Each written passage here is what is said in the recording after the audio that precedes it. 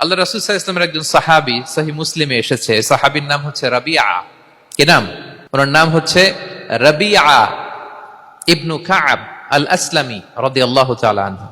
উনি বলেন, কুনতু আবিতু ইনদা রাসূলিল্লাহ। একবার আমি রাত্রিবেলা রাসূল সাল্লাল্লাহু আলাইহি ওয়াসাল্লামের সাথে ছিলাম, কোন এক কারণে রাসূলের সাথে রাত কাটিয়েছি। তো রাসূল সাল্লাল্লাহু আলাইহি ওয়াসাল্লাম যেহেতু তাহাজ্জুদের সালাত পড়েন, তো তিনি বলেন, আমি মাঝরাতে উঠে একটা গামলা দিয়ে পাত্র দিয়ে অজুর পানি নিয়ে আসছি বিশ্বনবীর জন্য, এনে দিলাম। বিশ্বনবী এত খুশি হলেন, আমাকে বললেন, সাল, হে কাব, তোমার কি লাগবে চাও। উনি বললেন, আসআলুকা মুরাফাকাতাকা ফিল জান্নাহ। উনি বললেন, ইয়া রাসূলুল্লাহ, আপনি যদি কিছু চাইতেই বলেন তাহলে আমি জান্নাতে আপনার সাথে থাকতে চাই। দেখেন কিভাবে ওনারা সুযোগ কাজে লাগাতেন। অজুর পানি নিয়ে আসছে, বিষ্ণু খুশি হয়ে গেলেন, বলেন, তুমি কি চাও? বলে, আসআলুকা মুরাফাকাতাকা ফিল জান্নাহ। বড়টাই চাইছে, ছোটখাটো জিনিস চাই নাই।